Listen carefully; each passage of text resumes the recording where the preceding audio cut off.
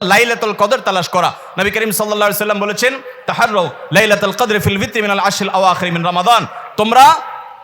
তোমরা রমজানের শেষ দশকের বেজোড় রাতগুলোতে লাইলাতুল কদর বেশি বেশি করে তালাশ করো। বেজোড় রাতগুলোতে বেশি বেশি, শেষ দশকের প্রত্যেক রাতেই জেগে জেগে ইবাদত করা কদর হতে পারে সে আশায়। কদরের একটা রাত যদি ইবাদত করতে পারেন আপনি, তাহলে 1000 মাস ইবাদতের চাইতে বেশি উত্তম হবে, আপনার আমলনামাতে সওয়াব বেশি জমা হবে। এই জন্য কদরের রাতে ইবাদতের চেষ্টা করা। সারা বছরের শ্রেষ্ঠ রাত হলো কদরের রাত। কোরআন নাজিল হয়েছে এই কদরের রাতে। অতএব কদরের রাত পাওয়ার জন্য শেষ দশকের প্রত্যেকটা রাতে, প্রত্যেকটা না পারলে অন্তত বেজোড় 21, 23, 25, 27, 29 এই রাতগুলোতে ইবাদত করবো। আল্লাহ আমাদেরকে তৌফিক দান করুন। লাইলাতুল কদর যদি আমরা পেয়ে যাই, মনে হয় যে এটা লাইলাতুল কদর হতে পারে, তাহলে একটা বিশেষ দোয়া পড়া। দোয়াটা হলো আল্লাহুম্মা ইন্নাকা আফুউন তুহিব্বুল আফওয়া ফাআফু আন্নি। হে আল্লাহ, আপনি ক্ষমাশীল, আপনি ক্ষমা করতে ভালোবাসেন, পছন্দ করেন, আপনি আমাকে ক্ষমা করুন। এই দোয়াটা পড়বো তো ইনশাআল্লাহ। আল্লাহুম্মা ইন্নাকা আফুউন, বড় বড় অর্থবহ একটা দোয়া, বড় মজাদার একটা দোয়া। আল্লাহুম্মা ইন্নাকা আফুউন, আল্লাহ আপনি তো ক্ষমাশীল, তুহিব্বুল আফওয়া, ক্ষমা করতে পছন্দ করেন, ফাআফু আন্নি, অতএব আমাকে ক্ষমা করেন। রমজানের শেষ দশকে বেশি বেশি ইবাদত করার চেষ্টা করা। বুখারী শরীফে আসছে নবী করিম সাল্লাল্লাহু আলাইহি সাল্লাম সম্পর্কে আম্মা জান আয়েশা বলেছেন, ইযা দাখালাল আশর, রমজানের শেষ 10 দিন যখন শুরু হতো, তখন নবী সাল্লাল্লাহু আলাইহি সাল্লাম কি করতেন? আইকাজ আহিয়া লাইলা, সারা রাত আর ঘুমাতেন না। শেষ 10 দিন সারা রাত ঘুমাতেন না। ওয়াসাদ্দা মিযজারা, কোমর বেঁধে নিতেন। ওয়া আইকাযা আহলা, এবং তার পরিবারকে তিনি জাগিয়ে তুলতেন। আরেক হাদিসে আসছে নবী সাল্লাল্লাহু আলাইহি সাল্লাম বলেছেন, কারণ নবী সাল্লাল্লাহু আলাইহি ওয়াসাল্লাম ইযা দাখালাল আশর ইয়াজতাহিদু ফীহি মা লা ইয়াজতাহিদু ফী গায়রি।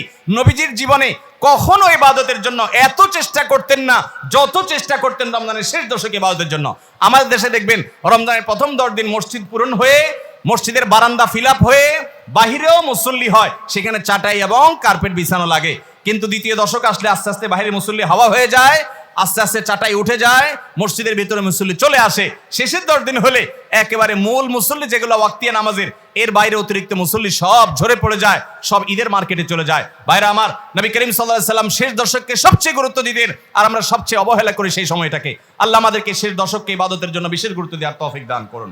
রমজানের শেষ 10টা দিন ইতিকাফে বসে যাওয়া, যাদের তৌফিক আছে মসজিদে ইতিকাফে বসে যাবেন। ভাইরা আমার, 3য় হিজরিতে রোজা ফরজ হওয়ার পর নবী করিম সাল্লাল্লাহু আলাইহি সাল্লাম জীবনে কখনো রমজানের শেষ 10 দিন মসজিদে ইতিকাফে বসা ছাড়া সময় কাটান নাই। আমরা বেশিরভাগ মানুষ জীবনে একবারও ইতিকাফের তৌফিক আমাদের হয় নাই। যে আমল নবী করিম সাল্লাল্লাহু আলাইহি সাল্লাম কখনো ছাড়েন নাই, আমরা বেশিরভাগ কপাল পোড়া সে আমলটা জীবনে একবারও করি নাই।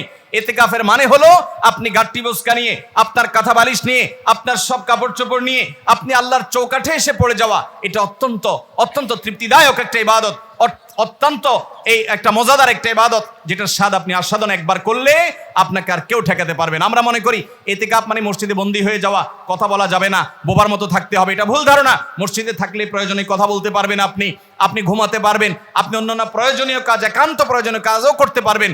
তবে মসজিদের মধ্যে নিজেকে বন্দী করে রেখে আপনি যখন ইবাদত করবেন, আপনার ফিলিংস হবে যে আমি আল্লাহর কাছে এসে নিজেকে বন্দী করে ফেলেছি। অসম্ভব ভালো লাগা কাজ করবে। আপনি যদি ইতিকাফে থাকেন, তাহলে সেক্ষেত্রে বিশাল বড় একটা আমল আপনি জিন্দা করলেন। আমাদের দেশে অনেক মসজিদে ইতিকাফের জন্য লোক ভাড়া করা হয়। লোক ভাড়া করে ইতিকাফে বসাইলে সেটা গুনাহ হবে। যে ভাড়া করে রাখবে সেও গুনাহগার, যে ভাড়ার বিনিময়ে বসবে সেও গুনাহগার হবে। ইবাদতে কোনো টাকা পয়সা দেওয়া চলে না। অতএব ভাইরা আমার, ইতিকাফ আমরা করব তো ইনশাআল্লাহ। কাজা রোজার সাথে কাজা তারাবি আদায় করতে হবে কিনা?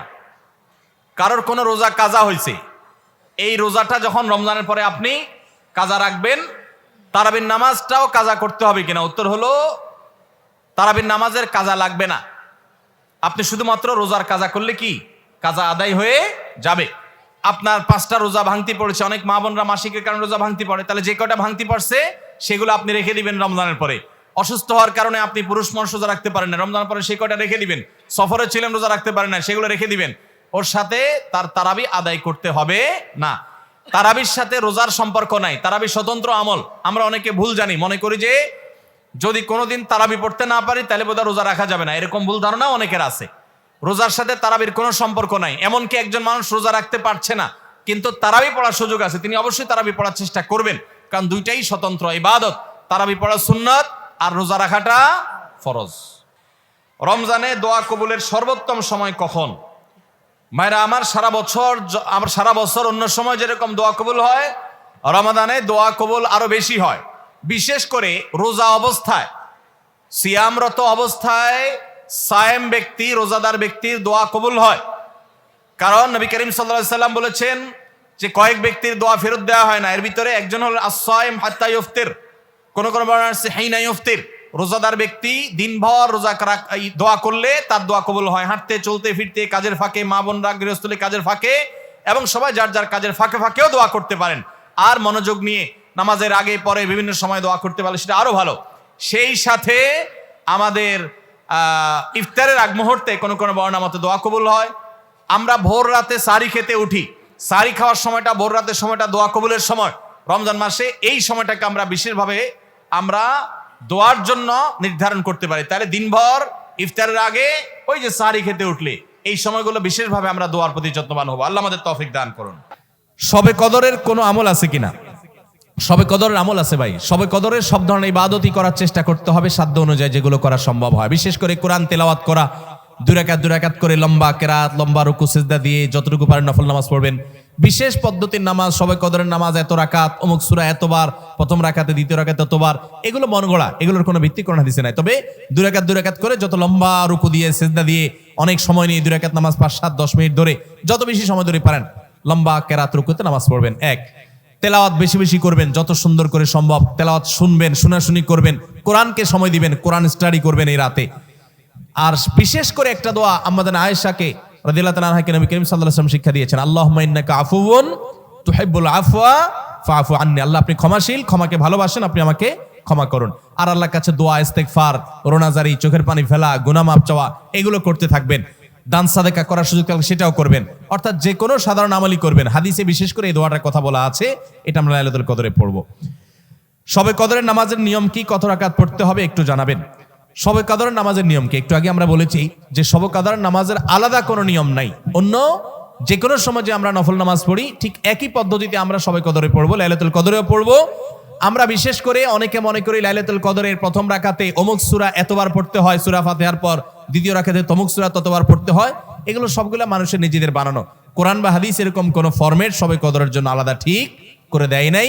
ওইটাকে আমরা আবশ্যক বানালে বরং সেটা বিদআত হতে হবে, বিদআত হতে পারে। আমরা 2 রাকাত করে যত লম্বা সময় পারি যে কোনো সূরা দিয়ে পারি আমরা বেশি বেশি করে নামাজ পড়বো শবে কদরে ইনশাআল্লাহ তাআলা।